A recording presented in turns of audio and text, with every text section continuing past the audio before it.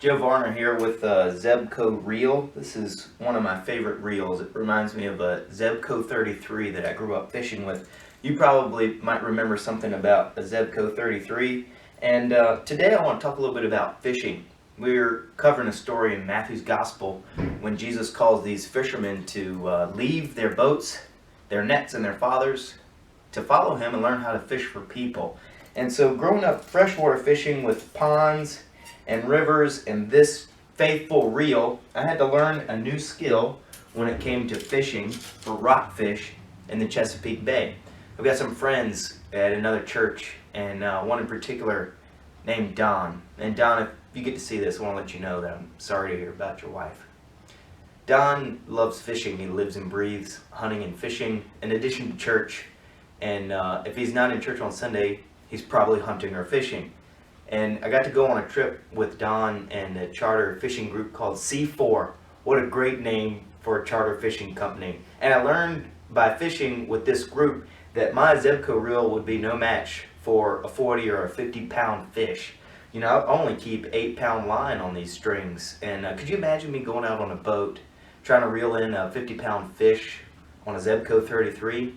Instead, I learned that they troll for rockfish in the bay. And so we get out and I see these boards inside the boat, and I'm trying to figure out what these boards are for. I didn't know if maybe we might whack the fish to death. Anyway, we get out and the first mate grabs these boards and he throws them off to one side of the boat and then to the other, and there's these ropes attached.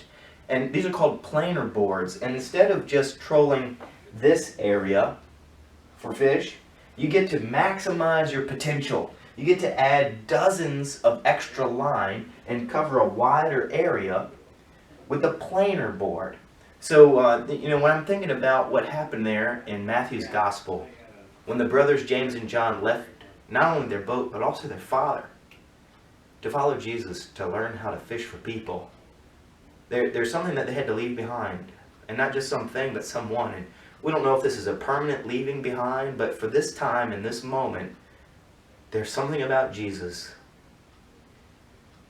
that encourages them to leave their dad in the boat and to follow Jesus to learn how to fish for people. You know, Jesus called these fishermen to follow him, and the same God's still calling all of us to learn how to fish for people, and that can get a little intimidating sometimes. We like to cling to what's familiar, don't we? You know, and there's a time and a place for old traditions, for old practices, and sometimes we return to those things because they're still effective today. You know, if I want to go catch a smallmouth bass, this would be a really good pole to take with me, but if I want to go out there and if I want to catch a 50-pound rockfish in the bay, I can't take this. I can, but all I'd be worried about is whether or not this would work. It just doesn't make sense, does it? So it's not to say that this is not valuable. But there's a time when we as people, as followers of Christ, and especially as churches, as groups of followers of Christ, work together to fish for people, which is a strange way of simply describing what it means to invite other people to follow Jesus with us. We're all called to leave something behind. So my question for us this week is, what will you leave behind? Maybe it's an old practice, an old tradition, and maybe it's just for a time, not, forever. But maybe you just put the old rod and reel away for a little while to learn a new way of following Jesus today. So this is something that we're working on as a church. We've launched an extra worship service, and so, maybe for us that's an additional line on our planer board to help maximize our ability to help people meet Jesus. But, what is it for you?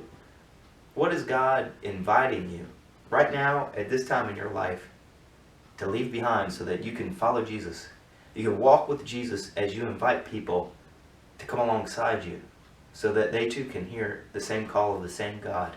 Claim them as their own and invite them to join Jesus in this mission of helping people into a living relationship with God today.